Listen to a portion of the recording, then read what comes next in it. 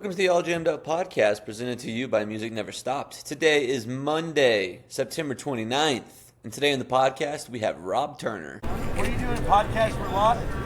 Yeah. Come be on a Lot podcast. Yeah, hell yeah. All Jammed Up.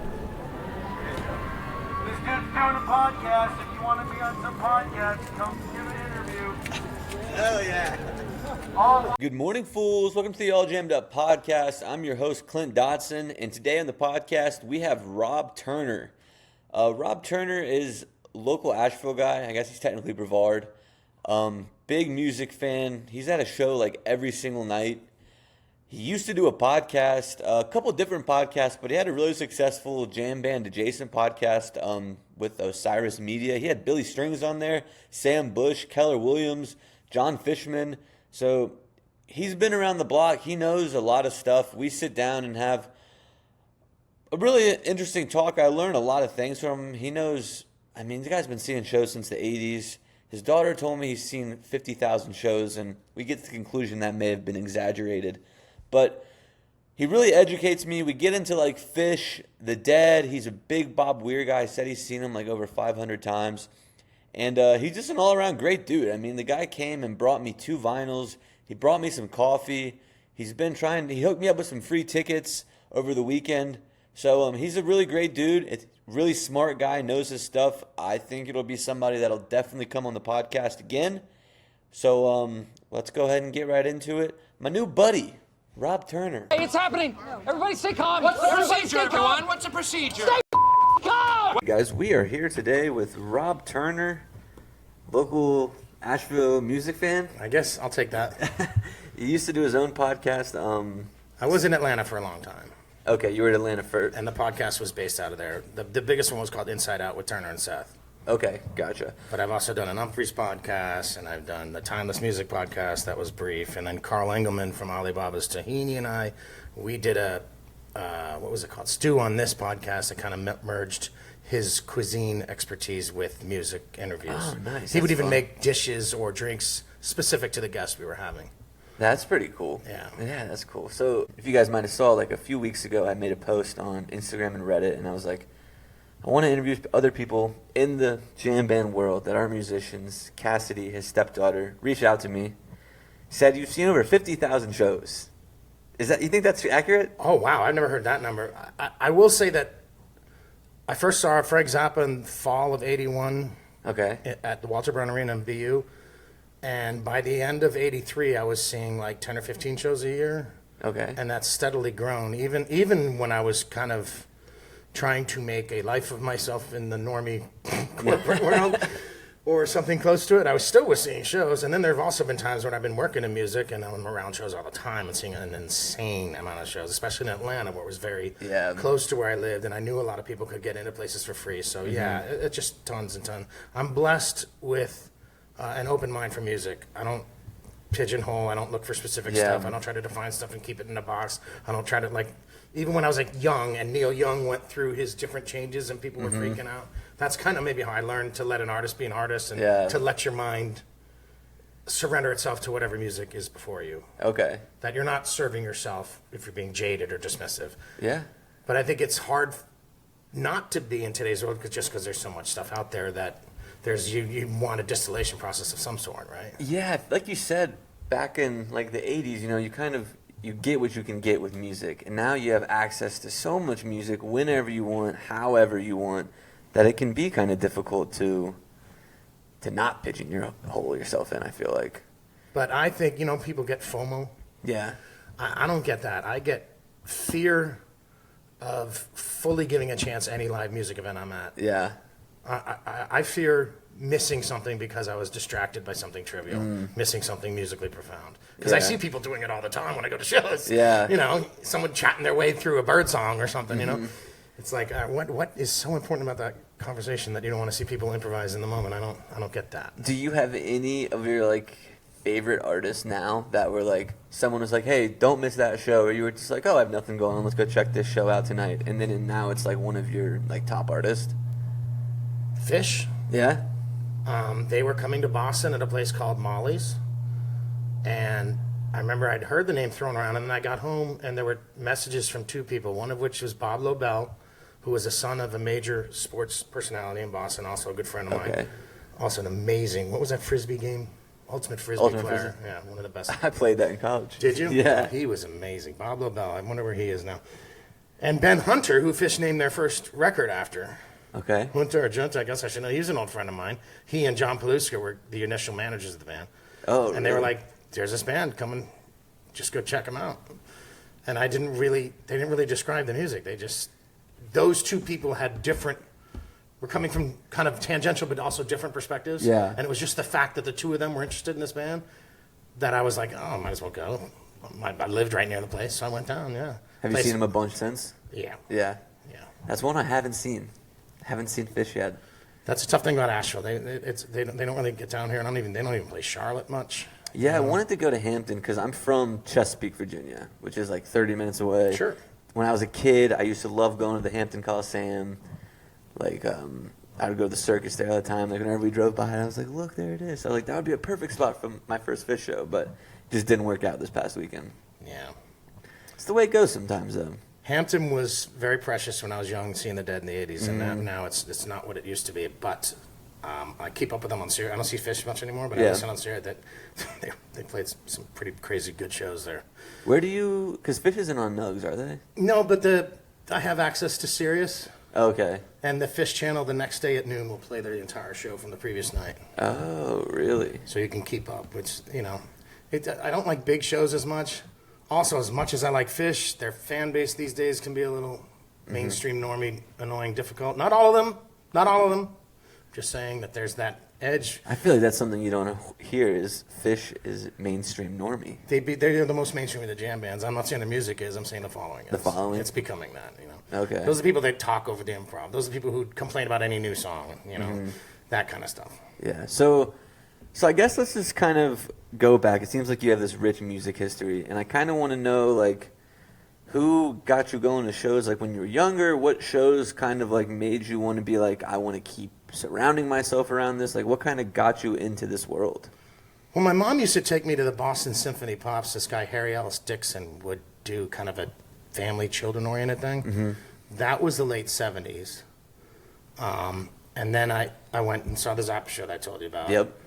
And then I saw Bobby and the Midnights, Okay. which is Bob Weir's solo band, loaded with talent, but kind of also loaded with some cheesy songs. But I was eating it right up. When was this? Early 80s? That would be January of 82. 80, okay. Actually, two of the songs he played at the beginning of the show, I've seen Bob Weir over 500 times since. I haven't seen him do again. 500 times? Yeah, and he did Big Iron and Poison Ivy, and I have not seen him play either of those songs since. Okay. It's kind of one of those strange things. I do think the Dead thing got me into it. The fervor over it, the fact that, sure, there was this party side to it, but there also was a cerebral side to it. People breaking down the improvisation. I don't know if I was calling it, I was calling it jam then. Later, when I got into jazz, I started calling it the jamming improv because of the jazz thing. And the interaction, it's kind of an unspoken thing. The way they would play and feed the crowd, and the crowd would feed it back, and there's this, again, I would later learn called it the vortex, the kind of an energy vortex. That, to me, there's all different kinds of it. But live music, at its core, at its purest core, simplest form, that's the greatest thing. Yeah. Because you're fueling each other. And you're not deifying the artist, and it's just something larger. It's like you're cutting through. It's like a natural drug, you know what I mean? Like drugs, what do? They take you out of your normal way of thinking to survive in this world. Because like with music, you have to your brain, you have to distill what you think about, right? Okay. When you get out of that, you start to see beauty and all this other kind of stuff. And I think that's one of the most natural ways to do it, is to just get lost in art. And I'm not as versed in visual arts or other types of art, but live music art is the one that hit me. Now, do you play any instruments? I fronted some bands as a singer and played harmonica a little. Okay. I'm not going to say I was very good. I wrote a couple songs. Yeah. We did. I had really good Eyes of the World. Okay. And what was another one we did? The Bob Marley song. I forget. It was a long time ago. It was Robbie T and the No Tones with the K-N-O-W. Nice. Yeah. I love hearing people's like they're like early bands or garage bands. I love hearing the names that they have. They're always funny. You said you've seen Bob Weir 500 plus times. Do you have like an iteration of Bob Weir's music that's your favorite? I think my favorite thing about him, if I can dodge out a little, is the way he allows himself to evolve. Okay. So he's always trying out new guitar tones. He's always trying to, find new ways to play stuff. I think a lot of people criticize him now because there's a lot of slow tempos. Yeah. And I understand in some cases slow tempos can be tedious. But, the Dead used slow tempos a lot in the 70s, too. And he's 80 years old. Right. But the thing is, it allows more canvas for interplay. It allows more for the build. Okay. You know what I mean? If you're always playing fast, you can get real rote. You don't have room to play off each other. You're just playing your partner, getting through it. And, where do you go to from there? If you're already playing fast, what do you build to? You know what I mean? So that's one of the things, always patient, always developing and building. My favorite iteration, in the late 80s, in like 89, 90, they were just playing so well, and Bobby was a lot of that. Yeah. Because God bless Jerry Garcia, and I'll love him to my grave, probably my favorite musician, but he needed a little kick in the ass sometimes. He needed a little rudeness. He could be too flowery and too melodic, and Bobby would throw angular stuff at him and weird stuff and get him out of his comfort zone. And as someone who sees a lot of music, or when you see the same artist a lot, you want to see him out of their comfort zone. Yeah. You want to see him try different things, for Right. sure. Yeah. Yeah. So, I see that he does that. And when he plays with other musicians, he does that with them, too. Maybe to a fault. There was one time he sat in with the Almonds, and he does this thing where he'll hold the lyric. You know what I mean? It'll get to the point where the next line's supposed to come, and you hold and you wait to bring it around and let it breathe, which is fine when it's your band. Yeah. But I don't care who you are. Don't go on the stage with the Allman Brothers and do that. Come on, Bobby. He did that at the Beacon in '09. Look it up. During Franklin's, I think it was. Okay. And it kind of semi-train wrecked it. Do you, so I know you go to a lot of shows. I imagine you have to know Jason, right? You mean Jason Rat Dog Freak? Yeah, Who comes in? yeah. 185 King Street, which, by the way, I heard you've not been there yet. I haven't. And you are no longer going to have excuses because we have a guest room and you can come stay with us. Because that's probably your reservation. Is not driving there, but driving home after, right? I don't really drink that much, so Still, driving at night. Yeah, like I was going to go for Stickley played there like 2 weeks ago, Yeah, right? Saturday. And I was going to go. I thought it was at like 6 o'clock. I was like, perfect, we'll go. And then I saw it didn't start till 8, and I was like, I don't want to drive back after that. Yeah, the Travis things are the 6:30, and they're done by 9. Yeah. But the other shows Those are on Tuesdays, right? Yeah. Yeah, I need to get over there, and like, I feel like I've had this conversation with myself 100 times now, but I just need to do it and get over there. Jason is part of the fabric of the Travis events, very much so. He's there Yeah. all the time. He comes all the way from Asheville, and his wife went through all she went through with Helene. So it's always, that's part of the joy of going there, is seeing Jason and his wife. She's a school teacher. Yeah, I'm bummed I missed the one that was like 2 weeks ago. It was Tommy, Travis Book, and Vince from Leftover Santa. I think. Yeah. I've got video on my YouTube videos. I got video of those. So you do a YouTube channel as well? Yeah, that's just, see, my thing, and I know people don't like the phones at shows, and I Yeah. understand that, but I think the talking is worse, because one thing I keep in mind with phones at shows, what about the people who, for whatever reason, can't go to shows? Whether Yeah. they have social anxiety, whether they live way in a remote area, whether they're physically handicapped, whether they can't afford it. Yeah. Those are the people. That's why I video stuff. So I'm sorry Okay. if for a minute, you have to see something. I always dim it all the way down. Yeah. But talking, who benefits from talking at shows ever? Nobody. Yeah, my thing with the recording is I always think of like people recording it, and then I'm like, what are they going to do with that video? Now, you have a purpose that you do with the videos, but I always think of like someone going to a show, and then the next day they come up to me like, look what I did. Like, I'm not going to watch that video. Like, if I wanted to go, I would have gone. Right, like one of my Charlie Crockett videos, I pan the audience and you see people holding the phone up. Yeah. Those are the ones I wonder about, when you're all hammered and you're just holding it and just waving around. I went to Turnstile on Wednesday last week, and that's kind of like a show that I don't typically go to, but I do like Turnstile, and my buddy gave me a free ticket, so I was like, I'll go. I have never seen so many people record a show. Then I guess maybe because it's a younger crowd, but everybody in there was either like moshing or just holding their phone up, and I was like, this is crazy. But that was a good show. Before we get away from Bobby, he's a classic example of guilty pleasures, and the Bobby and the Midnights that I mentioned. Yeah. I mean, he has Alfonso Johnson on bass. He has Billy Cobham on drums, who I was lucky enough to interview for Inside Out. It's just this powerhouse band, but the songs are just like, what's the Too Many Losers? Too many losers, you're making me crazy. Go away. Hi, too many losers. I mean, they're kind of silly songs, Yeah. I mean, there were a couple of good ones, but it's like Cocaine Bobby, you know, early '80s Bobby. Yeah. I'm not saying he did it. I'm just saying the I'm gonna music have sounds to like check he that. It's Bobby and the Midnight.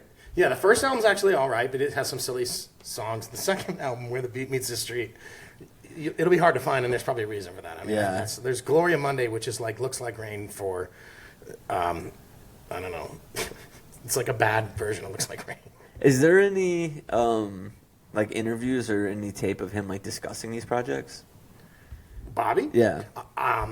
Rick Rubin, his interview with Rick Rubin is excellent. Okay. I like that one. I Yeah. mean, I was on the Osiris platform. He would be on this one and that one. A lot of pie-eyed. I didn't really think those interviews were nailed that much. You'd get little nuggets here and there. Yeah. But, Rick Rubin with Bobby, that's a good one. Other Bobby interview. There was a guitar player interview in the late '80s that was excellent. I'm talking about the Midnighters. Like, is there any? You know, does he people talk don't about bring those? it up with No. him. Like, I've heard him reference it, and he was doing shows at this really intimate new venue in California about 3 marches ago, and someone yelled for festival. Uh-huh. And they actually, Bobby and Jay started talking about them, and it seemed like Jay was giving Bobby shit. Yeah. That's funny. If I ever get the chance to interview Bob, I'll make sure to pull you in, get some midnight questions for him. Yeah, that's one thing. All the people I've worked for in music, whether podcasting or writing, none of them had me interview Bob Weir. I think I might have done a good Bob Weir interview. Yeah. But, oh well. I would have been stressed out as hell, too. So you worked in writing for like Relics and Jam Bass, right? Yeah, always freelance and some other things. Okay. Guitar World magazine and there was some collector's magazine I'd write about stuff here. And So were you doing you were doing podcast interviews, and then were you doing interviews that you turned into articles too? No. No. Okay. Once I was able to do it this way, this Yeah. is where I'm comfortable. Okay. I mean, in life. Yeah. Like, if I'm backstage at a show, even like with Humphreys, who are friends of mine, I'm often kind of awkward, and I don't really like how people behave backstage. And Yeah.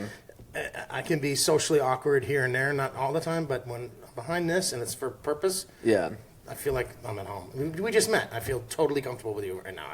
Yeah. I could bare my soul to you. You know what I mean? There are I don't know what it is. There are sometimes I do these with people I don't meet, and like a few minutes in, I'm like, oh man, this might be a rough one. But I'm right- sure you know that too, doing Yeah. podcast interviews. Oh, some can be frustrating, like pulling teeth. Like, they get weirded out because you know things about them. It's like, yeah, I did research. I before had the to do interview, this. too. Yeah, Who have you been interviewed by before? What the fuck? No, but what were you just? We were on Bob Weir. We were on the articles, and then Yes, the podcast. I go back and read, and some of the stuff is good, but a lot of stuff I've cringed over my Yeah. own writing. Mm-hmm. Now, there's been times here and there now that I have young people I'm around and will listen to my podcast. I don't get that as much with the podcast. Yeah. I think I did a pretty damn good job on the podcast. Writing can be weird too, because I feel sometimes you're like thinking and then putting on paper, and maybe you're like thinking too much and trying not to sound like yourself. Whereas when Yeah. you're speaking, you're typically always going to sound like yourself. Right. Also, have you ever tried to write about something you really love, like a show that you really, particularly when the improv part of the show is the best? You don't want to over it. It's so hard. It's like someone said, singing about architecture. You know, Yeah. Writing about music can be, it can be tough to really convey something so intangible and elusive. Why it's pleasing. So why do you think that you seem like you keep going back to the improvisation as being like your favorite part? Why do you think that like sticks with you so much? Because again, I'm more coming from the live, and it's not that I don't like studio stuff. I have plenty of records and listen to studio music, but the live is really my lifeblood. Yeah. And I think its best form is when stuff's creating. Like, that's the Yep. interaction, unspoken, intangible but totally there interaction. That's a big part of what fuels. So Like, if I'm going to see a band a lot, it's generally they improvise well. yeah. You know what I mean? So who do you think like right now is doing that like a really good job of that, and then someone, you can't say the Grateful Dead, and someone else that like, so let's say right now someone that's doing that really well, and then someone that maybe back in the day that you wouldn't be a first guess of someone that's doing that Well, well. first of all, I got to say, I can be critical of Phish and their fan base, but their improv is stunning at this point. They Yeah. are the absolute kings. Okay. That's the main reason. Again, if that wasn't the case, I wouldn't be keeping up with Phish Yeah. as much. But I can turn into serious and hear like Life-Saving Gun open up in this beautiful jam and settle down into Pillow Jets. I mean, I love it. That kind of stuff, I love it. So that seems like a very fast band to me, and you kind of talked about how sometimes being fast makes it hard to improvise. do you find that they do a good job of like towing that? Yeah. When they were young, and a lot of it was fast and quick changes, I didn't think their improv was all that great. I remember when I interviewed John Fishman, I said something about the Colonel Bruce, because we were backstage at the Colonel Bruce event. And I was like, do you feel like, because right around the time they toured with ARU is where I thought Fish's improv started taking off. Okay. Not that they didn't improvise before that, but it seemed to time up with when they toured with Colonel. So I wanted to ask him about that, but I don't know, you'll find you'll go back and wish you asked things differently, especially when you start getting bigger artists, you know what I mean? There's guys that I've like booked the interview for, and like I'm like, I can't wait to ask this question, and then I get to the interview and I just completely forget about it. Because I write things down, but like if the interview goes well, I don't have to look at this. Which is that's good instinct, though. Yeah. You want to get the character of the person out. You don't want to do like a rigid back and forth. Yeah, and I've found myself like, especially when I first started, I would be like, okay, cool, and then just look at I'm like, no one wants to hear that. Right. So. Or you go see someone and they have the notes and they're reading the questions off of it. Yeah. It just doesn't feel like a conversation at that point. I've talked about this on the podcast already, but Wright Thompson, someone I interviewed, Wright Thompson, do you know who that is? No. So he's like an ESPN writer, but he's a really big Panic fan and Grateful Dead fan. And I found that out through another podcast I listened to where it's a sports podcast. He just briefly mentioned that he likes the Grateful Dead and Panic. So I DM'd him on Instagram. I was like, hey, man, you want to do my podcast and dive deeper to what you talked about in Pardon My Take? And he was like, I would love to do that. Nice. And then, like, at the interview finished, and I was like, hey, man, you're in media. I just want to know, like, what advice do you have for me to, like, be better at what I'm doing? And he's like, when I'm answering a question, don't look at your notes thinking about the next question. Let me answer the question first. And I was like, okay, yes, sir, I'm sorry. And that's tricky. It's tricky. Yeah. Because when you're thinking about the conversation, thinking about what they're saying, thinking about the arc of the interview and where you might want to go, that's the tricky thing about doing these. And especially when you have a co-host who will fly off and just do crazy shit. That's one of the things I had to, with Inside Out, is that I had my co-host, God bless him, he's wonderful in so many things, but... It was a virtual interview, too, and, like, sometimes it's hard to, like, know when to interject or, like, know... That's why I wanted to come in person. Yeah, no, when you said that, I was like, absolutely, please come in person. Because the virtual ones are good because it's like we can do it whenever we want to do it. It's there, it's good. But sometimes it's just like hard to kind of get the ball rolling too. Because like actually we had 5 minutes of just bullshit before, and then by the time we sat down, it's like all the niceties are done. We just get right into it. Getting back to the improvisation. Yeah, we're going all over the place. I know, but that's okay. It's a podcast. Yeah. Right? Sorry. If you're still listening, I shouldn't be apologizing to you. One of the gifts I brought you is Blueprints. Okay. It's a new Humphreys McGee release. Kind of a merge of improvisation and composition.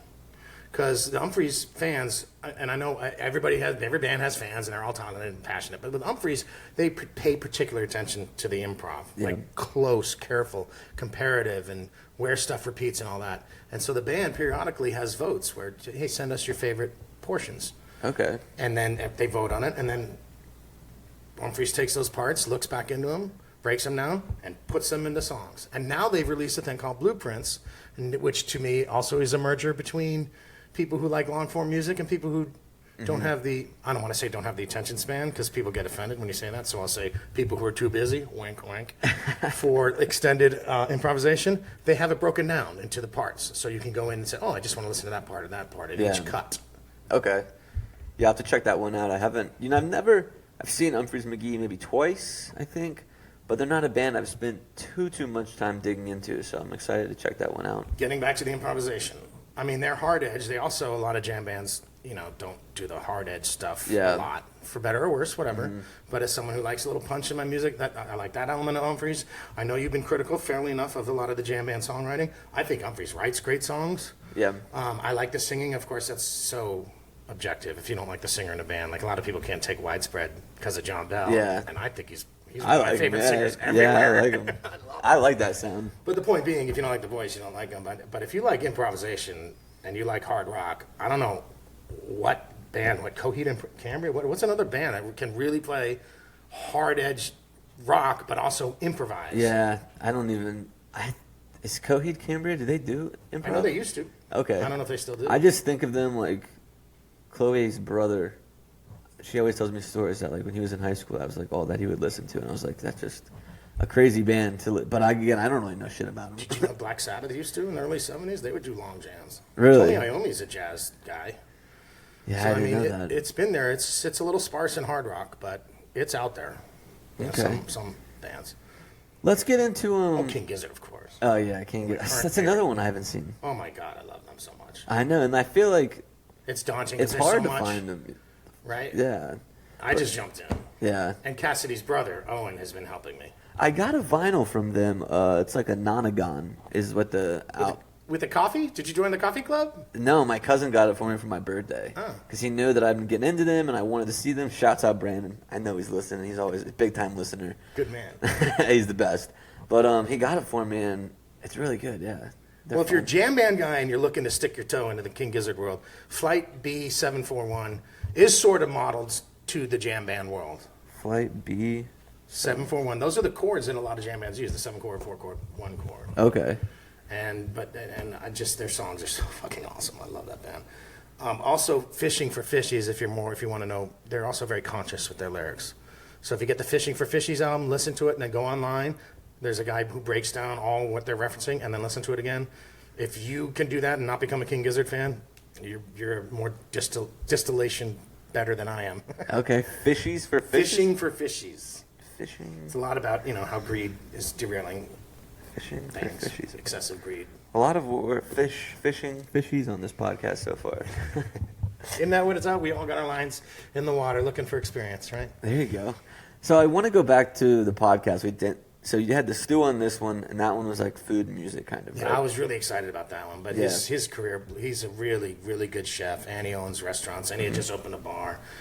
He just didn't have time. So have you had like a one career? Or you kind of been doing a bunch of different things? Yeah, piecemeal Yeah. here and there. I was in software, parametric technology in Waltham for a while. I could have just hung there. I probably would have done the whole Tom Brady era because they were all Pat's season ticket. Okay. If I had stayed there and gotten married, I would have done all Yeah. that.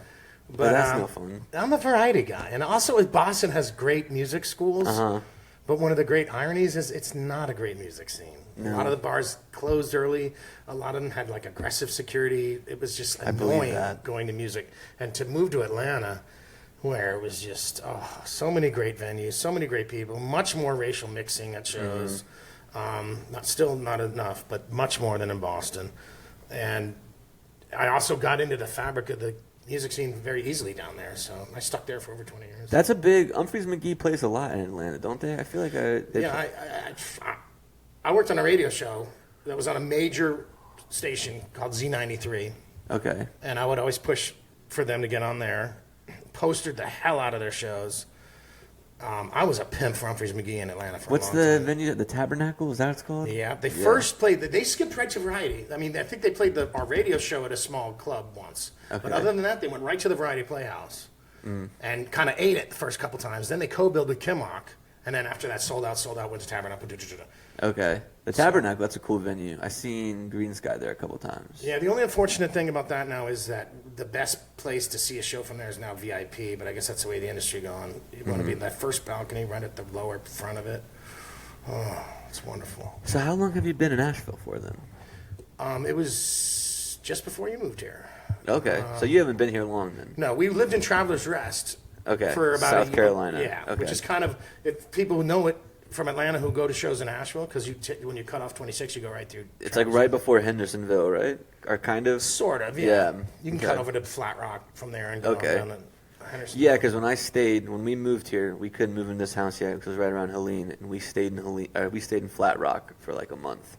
And whenever we wanted to like grocery shop and stuff, we would go to Travelers Rest because there wasn't big lines and there was power and stuff there. I wanted to ask you about that.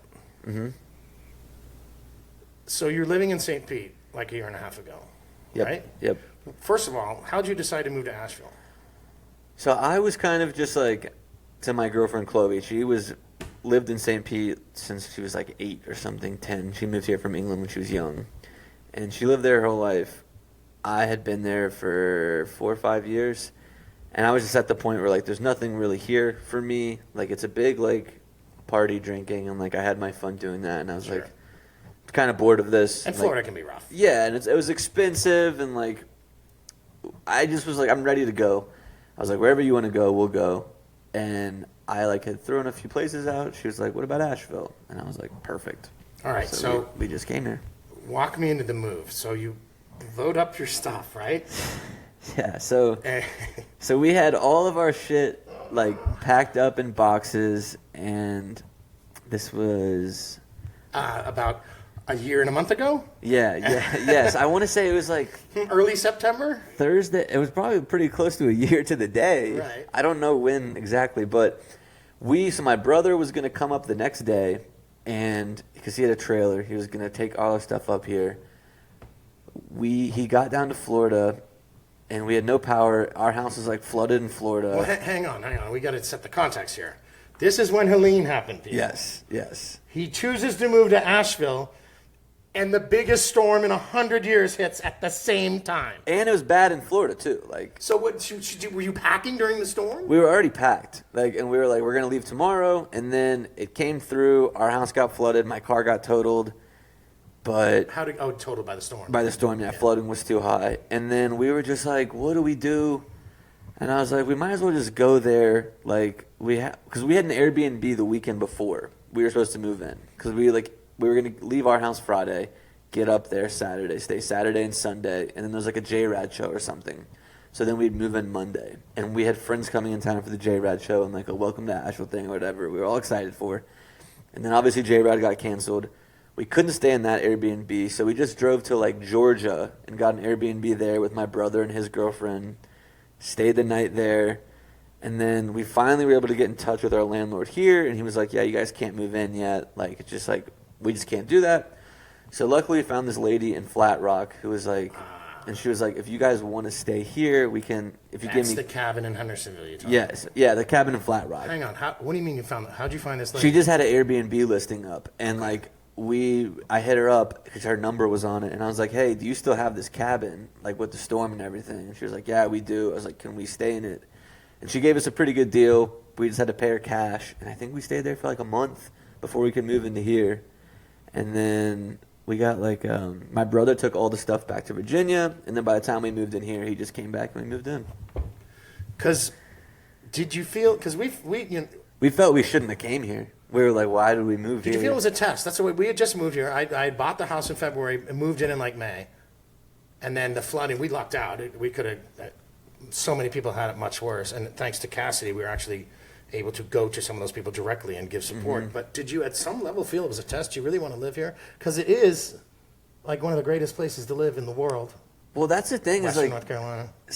There was that month of October, I think. There was like Dogs in a Pile, Daniel Donato, Green Sky Bluegrass, like all. We were going to go to one of the Green Skies. All these shows, and we were like, what a welcome. And I had like 3 final interviews staged for when I got up here. And then I got up here, all those were like, we can't hire anybody. So I was like, I had no income. Like everything that we moved to here that we were excited for wasn't happening anymore. So it's kind of just like, what the fuck are we doing here? Like, Thank God for podcasts, because everybody knows you make a lot of money doing it. yeah, exactly. I get a free coffee every now and then. Hey, I did get media passes to Halloween this year. Nice. So that saves us. We go to that every year, so it saves us quite a bit of money. But yeah, it was definitely stressful, and there's like part of me that's like, well, do I wish that we didn't? And then I think about it, I'm like, not really. Like I am a lot happier here than I was in Florida. I feel like I do a lot more. Like I would just kind of go to work, come home, wait for whatever show. And now it's like, to a certain extent, I'm involved in the community. Yeah. Like I've put on events here. Like there's conscious people. There's people yeah, interested I in feel other people. so much more like involved in this community than I felt like anywhere else that I've really lived. And maybe that's more my own doing of putting myself out there more than I have previously. But like, I don't know that for sure. I do know that it's worked here. So Excellent. that's kind of where I stand on it, yeah. I wanted to ask you about that. That's one thing we should do sometime, maybe turn the tables.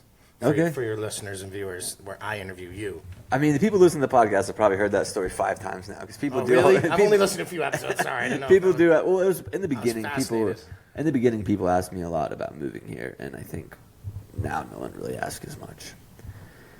But yeah, let's talk about bluegrass a little bit, though. Absolutely. Yeah, big Billy Strings guy, right?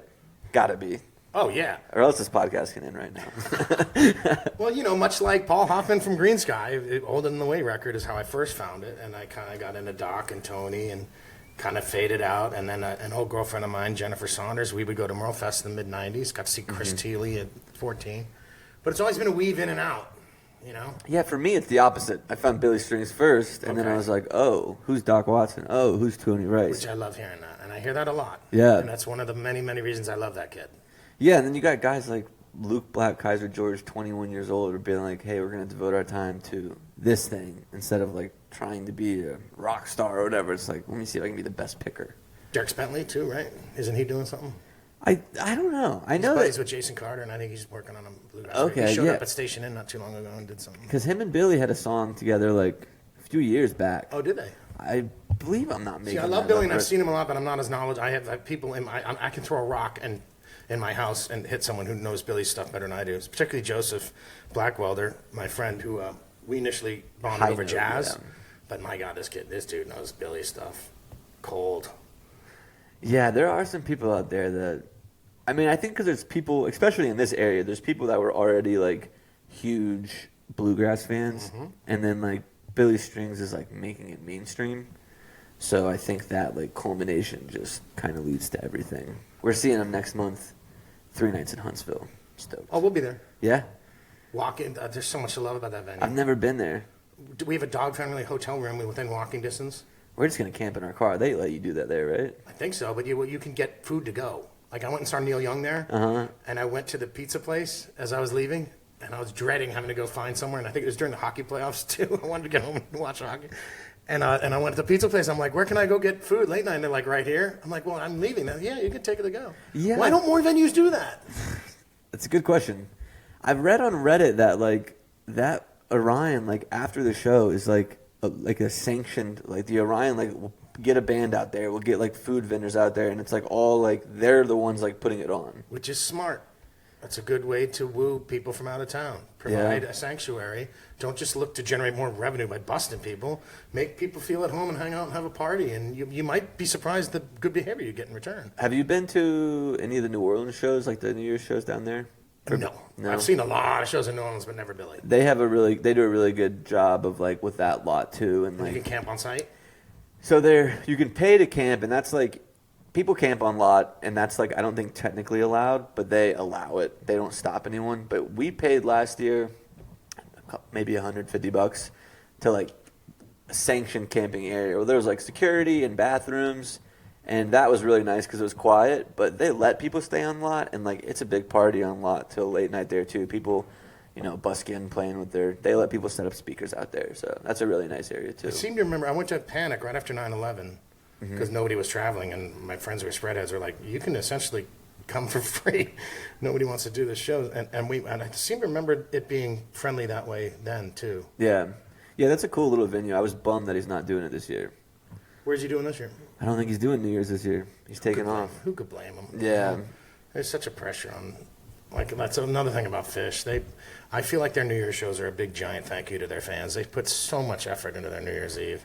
Every year after year after year, they do something. Their fans, something they'll bitch about this or that. It's like, oh my God, look at what they're putting, the effort they're putting in. How could you complain about? I've heard Fish? about the like New Year's Eve game hit show. That was the one. That's the one I've seen. And I used to see him a bunch on New Year's, and then I took Owen, who I mentioned before, and my partner to see them, and they did Gamehenge, which is great because back in the day I missed Gamehenge by one They show had like twice. the Broadway dancers and stuff. Yeah, it was wild. Frogs and stuff, lizards. And, That's crazy. yeah, they're fun. They're fun. Sticking to the bluegrass, Sure. I know you were at Magoo. I saw that on your Instagram. Those guys are rippers. And they've only been around since January. I can't believe that. Did you know that? I didn't know They this. formed in January, and they're already that good. I knew they were new, but I thought maybe it was like they'd been doing shows in Denver I didn't know about or something. If I'm wrong, correct me. Email him. And Yeah. actually, if you're a fan of this show, email your boy here and support him and show him you are. That's quick podcast listeners. This isn't terrestrial radio. You have to be active. If you like a podcast, whether it's this one or anyone, you've got to support it. Whether it's responding online, whether it's emailing, whether it's support your podcast. It's not terrestrial radio. You passive listeners are for garbage terrestrial radio.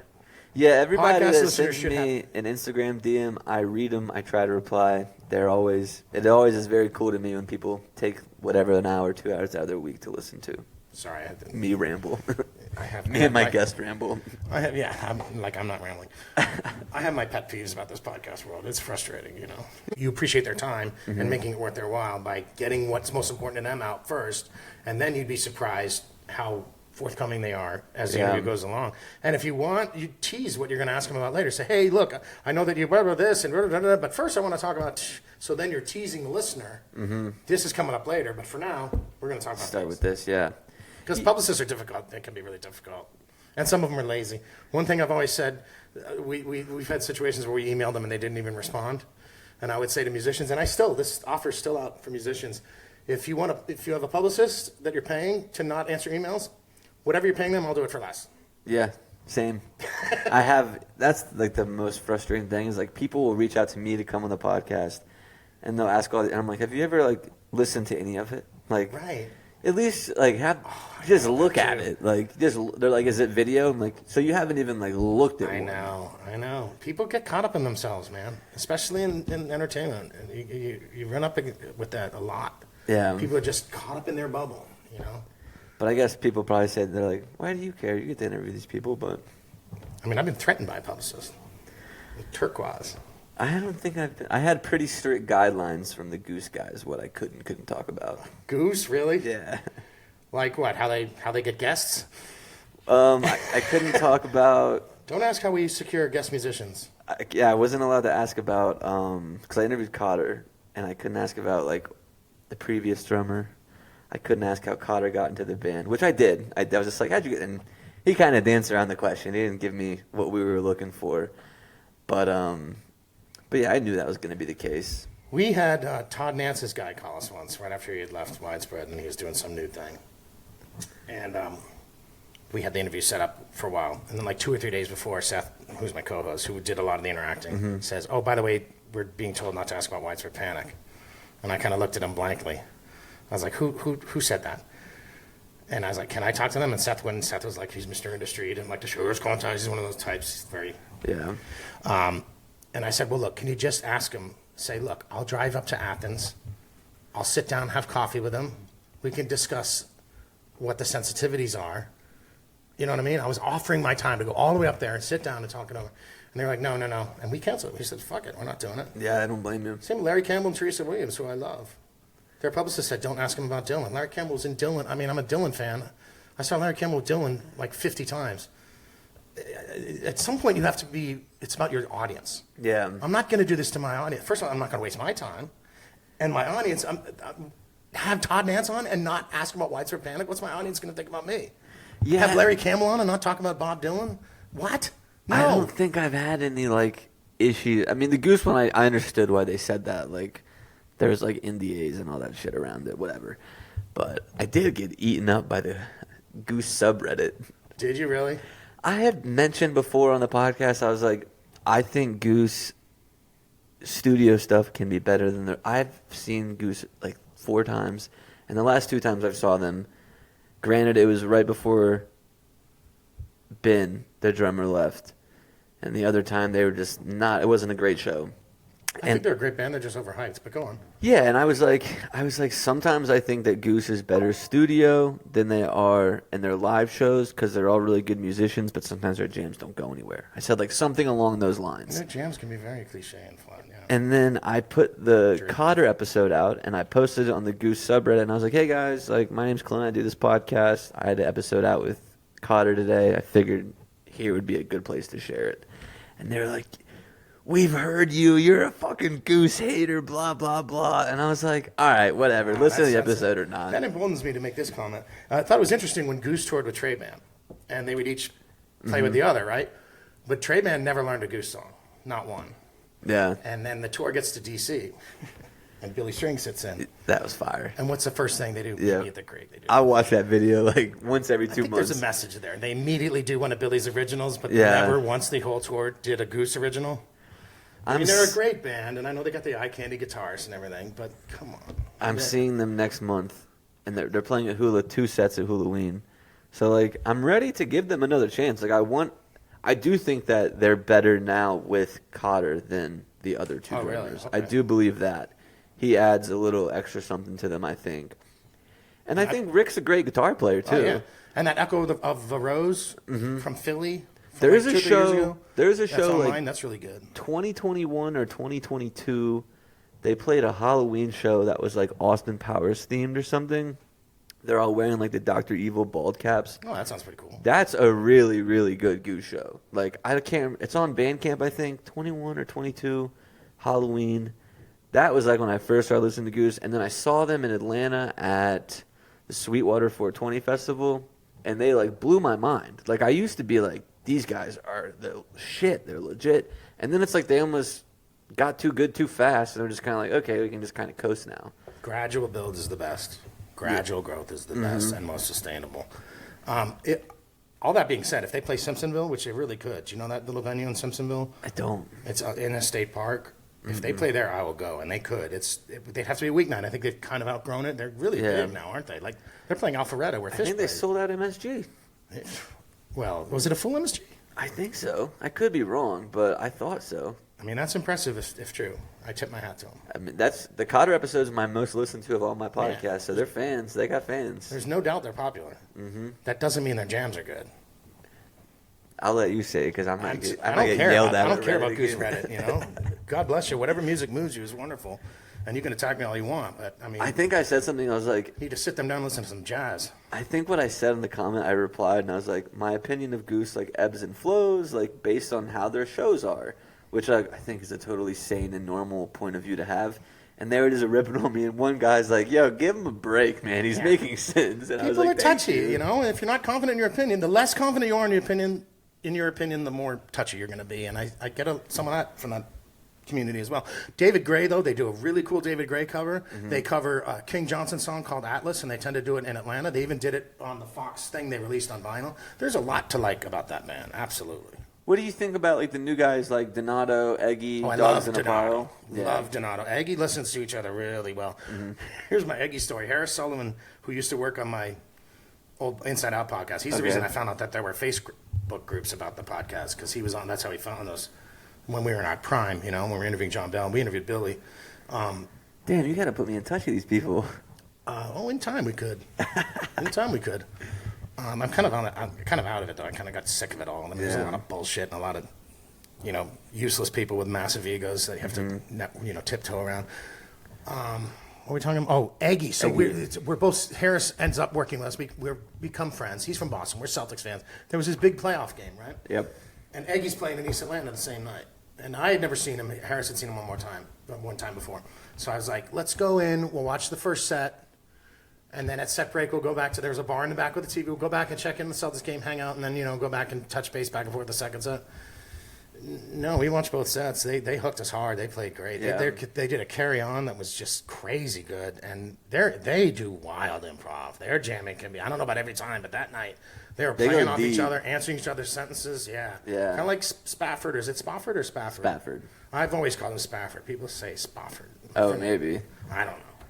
They also listen to each other well. They've gone through a lot of changes. I haven't seen. Maybe I've seen Spafford once actually. I think in Tampa I saw them, but they were opening for someone. But Donato and Cosmic Country, first of all, great interview with the bassist Mustang. Check I that can out say if you this on haven't. the show because it should come out before this episode comes out next week. October 19th, Sugarleg and Mustang will be playing at the Whale on Haywood. Wow, are they doing a tour together? They come in here just to do that one-off. They're doing a little mini tour, but yeah, Sugarleg and I have been working on that one here in Nashville for a little bit, and we finally, because we had it at Third Room, and then I love that room. and we had to cancel it That's too bad. for marketing reasons. But so Ross, I interviewed him. He's the owner of the Whale, and I was like, "Hey man, what if we did this here?" And he was like, "Fuck yeah, let's do it." So October 19th, those two guys will be playing. Freedom Junction, which is Sugarleg's band, and then Mustang McGee, which is Mustang's band, will have different sets, but they'll be playing together. Mustang McGee sounds like a Humphrey side project. But yeah, that was a good interview. My Those blues Sugarleg, covers. have you listened to Sugarleg interview? No. Yeah, there's two of them. The first they're both really good. The first one's really good though. I've listened to Lindsay, Mustang, Buffalo Nichols. I really like Buffalo Nichols. And Trey Wellington, Okay. which reminds me, are you noticing one of these things that some of these musicians that are so wonderfully articulate with their instruments, And they start talking and saying like every fifth word. You know? Yeah, it's like, oh my God. But we have this place in Brevard, the Brevard Music Center, which is like an amphitheater. And they have the Mountain Song Festival every year. And he played it last year. And he debuted the trilogy, which I think on the new record, I think. He's written this big trilogy. And he'd never played the whole thing. And he did it. I'm excited for that album to come out. I love Trey Wellington. I love his band. Yeah. They played 185 King and nobody was there. I was so pissed. So I don't know when they're going to get that back. episode didn't get a bunch of... He's so underrated. Yeah, It's and I was weird. like, I thought it would be a good Makes one.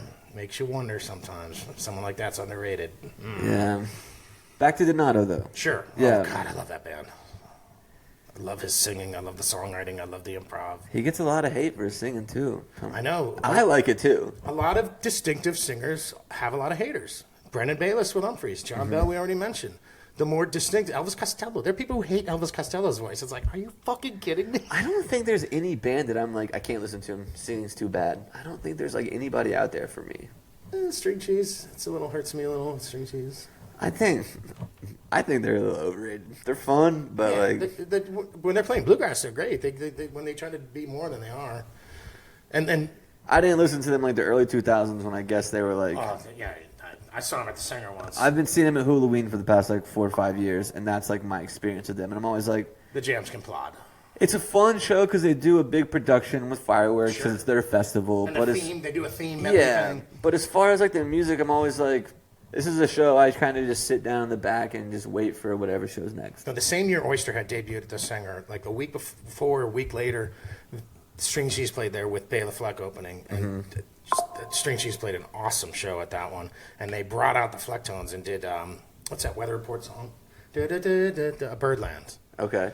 And they nailed it. And Kang went toe to toe with Bela, and I mean, it's not that they're bad; they're a great band, but again, just a little overhyped. Yeah, I feel again, and improv is a big thing with me. Mm-hmm. If your improv is inconsistent or bland or just, I mean, even widespread. As much as I love Mike Hauser and his playing behind John Bell's verses and the way he reinvents how you can play behind a singer, back then the improv sometimes would be kind of lacking. You know what I mean? And I think now with Jimmy, their improv can be fucking wild, and it took them a while to click in. I like for Jimmy to just calm down and them to step up. Sorry. I just like it being like it's a little heavier than like what I'm used to widespread, Sure. which is kind of what does it for me. And I had just seen them for the first time this year in Charleston. That was a really good show. They are kind of like the it's cool with Fish and Widespread because kind of like the Almonds and other bands where they got Hot Tune, I'd say they got to it older and still somehow started getting better. Like Panic was dipping and Fish too. They were dipping. And now they're both like you can tell they're working on shit. Yeah. And they're in a good place mentally, you know. What do you think it is? This might not be a question for you, but we'll give it a shot. What do you think it is about like, you know, a band like Fish that was like this, they're going down, and like what is their motivation to just get better? You think at that point, like it just seems like you've kind of ran its course. Well, you've done what you were going to do for the scene, and now you want to get better? Like, what do you think it is that motivates them? I mean, if you want to be specific to Fish, I could maybe give you an answer, and that's because Trey almost lost it all. He almost died. Drugs got to be too much, got a full control of him, and to his credit, he humbled himself before the court and then before his family, and he has righted the ship, and maybe he appreciates it more. Yeah. He's like, I almost lost this. I should nurture it and appreciate it, and they sure do. The backstage scene is away from them, kind of like it used to be with the Almonds, you know, and very strict. We don't want any booze, any drugs, anything. Like the Almonds were really strict about it. Steve Winwood got kicked off their stage once because his wife had a drink. Because his wife had a drink? Not off stage, he wasn't sitting in with them, but off the side watching them. Like you have at some point you have to slam the door and be like, no, they're not even going to be exposed to this. Yeah. And when you go through all that and get to the other side, you don't want to fuck with it, and you want to. You probably. I've heard from so many people you appreciate things more. So maybe you get to a point in your life where, look at this. While I have it, I should make it right, make it as good as it can be. Yeah. And also these people who spend money to travel and hotels and all this stuff. How about instead of take that for granted, how about own that and take that to heart and give them your best? Yeah, I guess that's got to be like. I think of someone like Trey Anastasio who's like. He's a kind soul. Yeah, and I used to drink a lot, and like I was like, all right, I got to get grow up a little bit, And I wasn't a touring me. I'm just a guy, So like, what has got to be his thought process and like so much more motivation to get better compared to someone like me who's just like, I don't really want to feel like shit on the weekdays anymore. I don't want to have more time to do what I want to do on the weekends. Like, it's got to be kind of a crazy wake-up call for you. And it's so hard. You're in a band. You have so much access to so much, and so many people who want to please you in any way they can. Yeah. Not these people I avoid backstage, those types, and they're shoving stuff in your face to ingratiate themselves. You know? I wouldn't be able to handle it. I don't think I could handle fame or being a touring musician or any of that shit. I really respect people who can do that. I don't think it's... What's Dylan's line? Fortune or fame, you can choose one or the other. Neither of them are to be what they claim. So true. So we've spent a lot of all of this podcast talking music and little things in between, but I was told by your daughter that you're a big sports fan, and I don't get to talk a lot of sports on this podcast. Who's your team for football? I grew up a Patriot fan. I'm a pre- and post-Tom Brady Patriot fan. Gotcha. I've gotten the bug from the Falcons a little bit because I lived there for a while. Well, I'm a Bucks fan, so. Tampa? Yep. Yeah, I was all about the first Super Bowl. I did not want him winning 2 with you guys, though. But the first one was great. We should have. If we would beat the Rams, I think we would have won that year. Yeah, there was a huge key mistake. Well, we were down like a penalty. 27-3 or something. We came back, and then Todd Bowles did an all-out blitz, and Matthew Stafford. That's what it was. Stafford read the blitz. Yep, and Cooper Kupp beat us deep. Cooper Kupp's so good. He was really good. Where's he at now? Isn't he on like the Raiders or something? I wanted the Patriots to get them. They refused to get weapons for this young.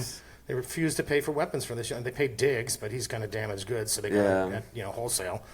I mean, we have a cheap owner now. It's sad. It's but the thinking is though we have all this cap space that if things start going well with Drake May, that the owner will start shoveling more money and buying players. But, and you have Mike Vrabel, which you think is a good coach. I think so.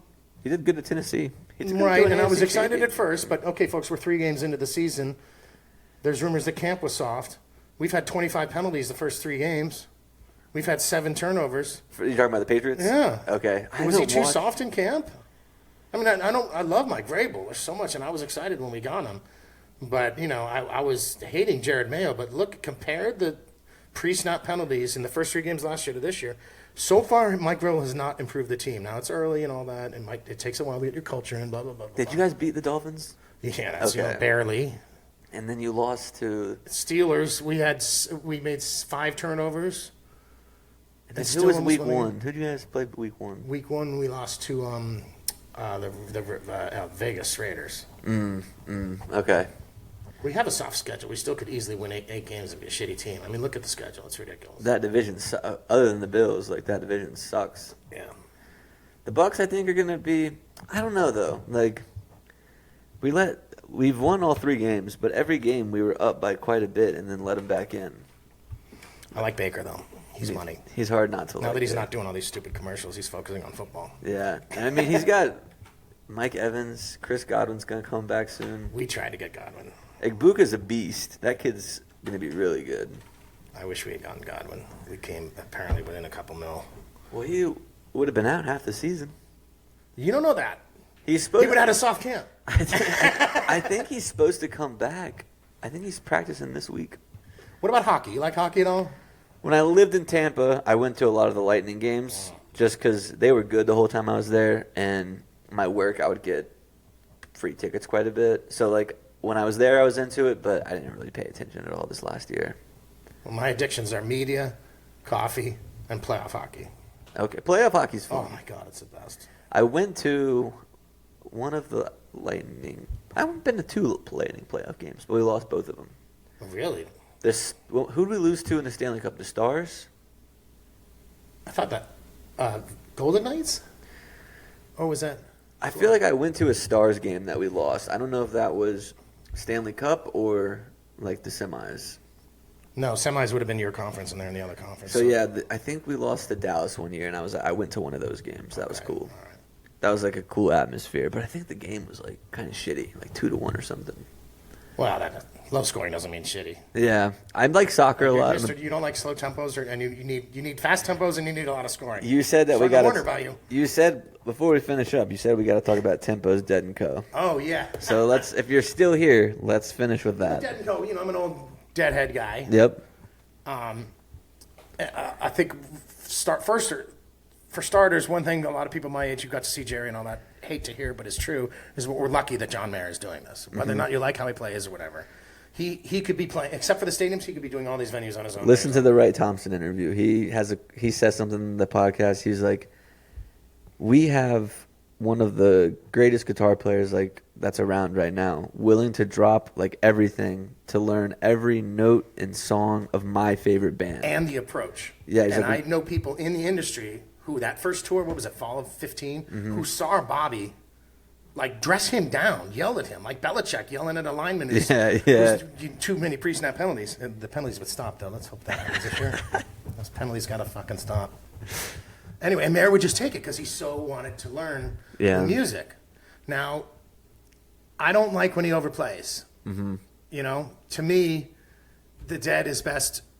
Psychedelic Dixieland is, I think David Crosby put it, where everybody's a little piece. Sure, an instrument steps out a little, like Jerry will peek out the do or whatever. But in general, it's a conversation. Everybody's putting in their little piece. And that's Grateful Dead music comes out of that. Yeah. And it seems like with Mayer, sometimes it's too much playing over the top, too much just him. And I guess a lot of the audience likes that, particularly the VIP people, particularly the people who, you know, certain types, they just want rock and roll. Yeah. You know what I mean? But that's why I don't see it more, because the improv, it can affect the improv. But I gotta say, Slipknot, Cassidy, Birdsong, there's some amazing versions out there. The motherfucker owns Cold Rain and Snow, owns Road Jimmy, owns Althea. There's a lot to love about John Mayer. Just because he tries to be Stevie Ray Vaughan during Sugary and makes me want to jump out a window, doesn't mean he's bad, you know? So here's a question for you. One day, Bob Weir's going to die. Ouch. And Why don't you tell me my dog's gonna die? does Dead & Co. just stop, or does someone Mayer fill in owns the for- name. So I think he'll retire. He'll put it away for a bit and come back with it, yeah. And The who- Dead Company will outlive me. who will play? Oh, now, who's going to be... Who would you like to? Who would who's you like? gonna- Oh, well, that's a good question. I'm not saying that you know, but who would you like to do in your world of worlds? Well, see, the thing is, a lot of the guys I would be too old. Like David Hidalgo at Los Lobos, who I heard almost stepped in the 90s. I think he would be perfect in that role. Gosh.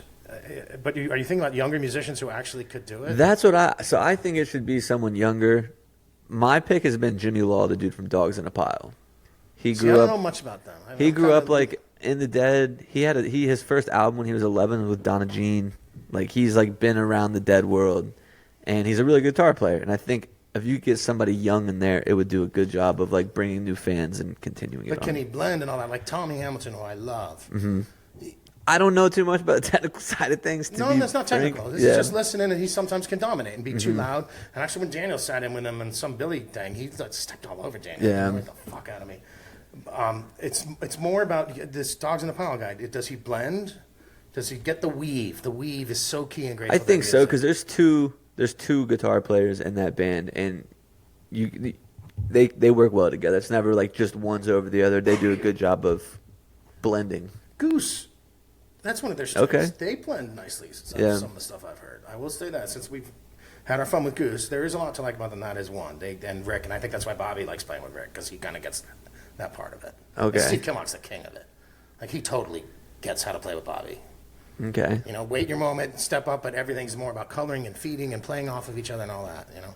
All right, so we're at our time here. We're definitely going to do this again because I know we can keep going. Right But up the road, I love sitting and talking to music. I love what you're doing, man. You should be proud of what you're doing. It's thank you, man. I impressive. appreciate that. But I want to finish with a question to see if you can answer. So the last year, what's been your favorite show? Well, first, there's a little over a year ago was Shakti at the Ryman. It was amazing. Shakti is John McLaughlin with these Indian musicians. Okay. And Zakir Hussain passed away shortly thereafter.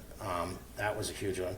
Have you heard of Bonnie Light Horseman? I have not. It's kind of like an indie rock supergroup, Anais Mitchell, with Eric Johnson from the Fruit Bats and Josh Kaufman, who's played with Bob Weir, and he's played with The National.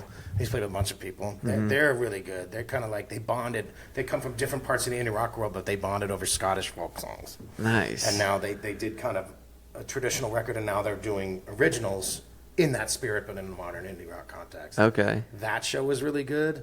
I got a big one coming tomorrow. Helene Lasher Brooks Nielsen of the Growlers canceled last year. Oh, nice. He's finally coming back tomorrow. You're familiar with him? Yeah, I know the Growlers. You want to go? Tomorrow? What's tomorrow? Wednesday? Maybe. I have one extra ticket. Where's it at? The Peel, the Orange Peel, which is I have a love hate with that. Yeah. place. When it's a big show, it can be. It's a drag, but this Yeah. won't be. I mean, it's a big show to me, but it's not going to be like slammed and sold out. Okay, I They might oversell theirs. I might take you up on that. Oh God! Anytime I get to see jazz, which is not enough. Saw Stanley Clark recently. Okay, well, you're not answering the question the way I needed you to answer it for the next question, but your daughter says you remember like all the set list of the shows you go to. Well, more of a dead thing. Here's the weird thing. Oh, I was going to quiz I you. can if you remember Grateful Dead set lists from the 80s better than Phish set lists from the 90s. What is that? Go ahead, ask though. Okay, I'm I going can give you my first show. to give me a show that you went to in 1984. You got one? 84. Well, the Love Light came back in Hartford. Okay, so what do you know the date of that? That would have been spring, sometime in the spring. Spring 84 Hartford. Is that the year they did Don't Ease to end the first set both nights? There's one year in Hartford that Jerry forgot he had played Don't Ease the night before. I don't know how that guy would have. The Civic Center? Is that? No. Yeah, yeah. Oh, the Civic Center? October 1984. I remember there was a throw in, not fade, and we're doing the clap and not fade thing. And they fucking kick into Love Light. At that point, they had only Bobby Yep. sung Love Light like 3 times. And So Turn On Your Love Light was last. Not Fade Away was before that. yeah, there were those times, man, where like there was one time in Maine where they really played kind of a shitty show. Mm-hmm. They did Disco Biscuits. I would have talked about it because they inverted playing in the band. Okay. Biscuits invert songs, you know. Yeah. At the beginning. See, the only time they did it, but they were stumbling around. They didn't know they were a mess. They did playing reprise, and then they didn't know where to go, and they did the beginning of playing, and then they get to the part where it would open up to the jam, but it's after drums. We're late. They can't do that, and they just go into Day Tripper. And the crowd had been so mellow all that night because they'd been kind of it was like somebody dropped a love bomb on the place. It was just like, and you go back and listen to it. It's a messy, shitty version, but oh my God, the moment was great. Nice. 10/9/89. That's often the one. And it's also her real father's birthday was October 9th. Okay. We have a lot of symbiosis. I've been allowed into this family, and October 9th is a big part of the bizarre and amazing, wonderful, natural symbiosis between us. But 10/9/89 is when I caught the dragon, basically. Okay. They had announced the tour, and then in order to get around the Hampton band, they booked 2 shows. They've been banned in Hampton because 88 it was a fucking mess there. Oh, that was weird. Did I hit something? I don't know. I didn't see anything. So that they announced the tour, and then they add on these 2 shows, formerly the Warlocks, October 8th and 9th. Yeah. That was the one in Hampton, right? Yeah. Yeah. And they put them on sale just in Virginia, which might not mean much to people today.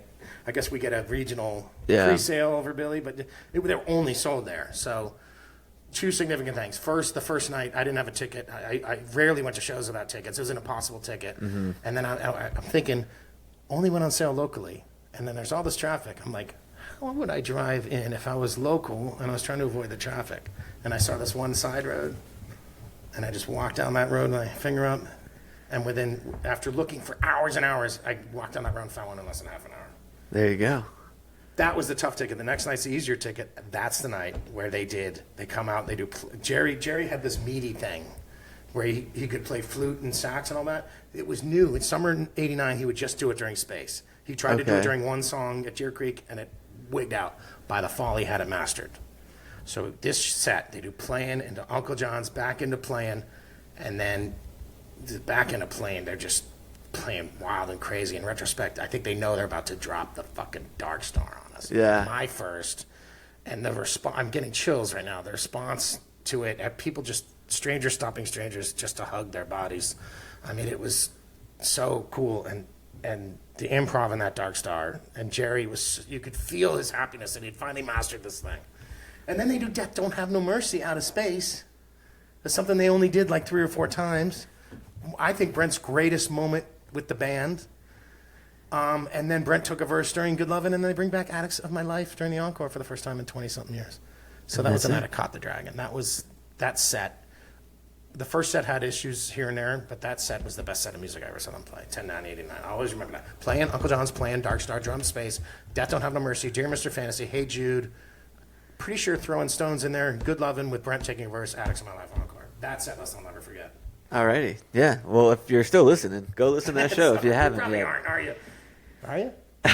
Well, hey, Rob, thanks so much for coming on, man. We'll definitely do this again. And shouts out Cassidy for hooking this up. Cassidy Murphy, Owen Murphy. You just got jammed. Welcome back from that interview with Rob Turner. Hope you guys all enjoyed that one. Check out his YouTube channel. Check out his Instagram. He records. We talked about it in the podcast, but he likes to record like little snippets from the show.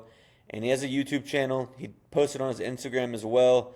So if you missed a show, he's probably going to post about it because that guy's everywhere. So keep your eyes out for that. I'll put that below in the bio. But yeah, I hope you guys had a great weekend. We're going to have another episode on Thursday. And Hannah Ramsey's back on. If you're in Asheville, you know who Hannah Ramsey is right now. She's on a heater. Had a great summer playing with Fireside, doing her Led Zeppelin stuff with some of the Asheville guys too. She saw some Fish shows. So she's been all over the place. Had a great summer. It's a really good podcast. Chloe's in it too. So stick out for that one.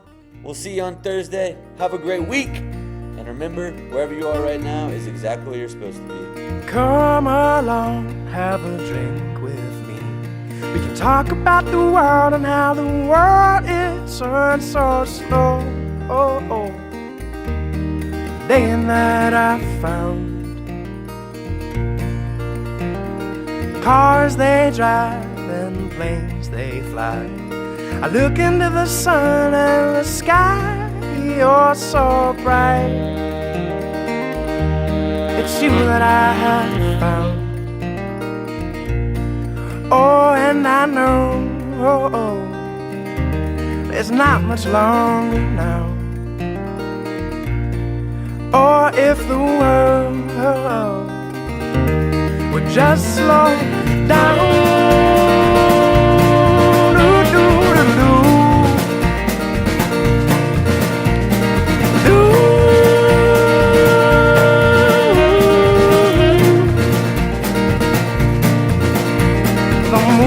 The stars, they sail across the sky, and I could watch you dance all through the night. When the rhythm is right, oh, and I know the sun is rising now. Or if the world would just slow down.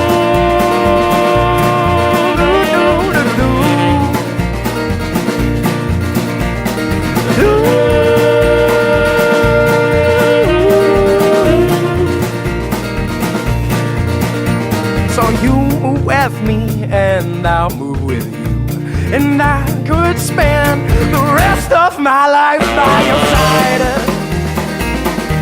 It's you that I have found. Oh, and I know it's not much longer now. Or if the world would just slow down.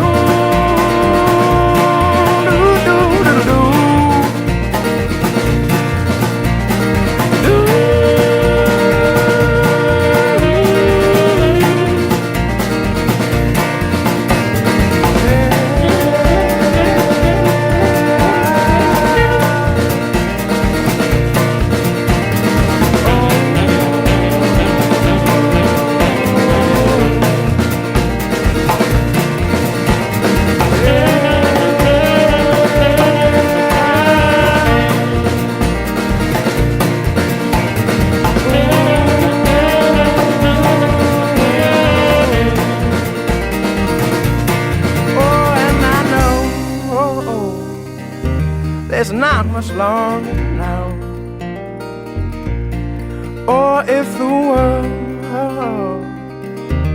would just slow down.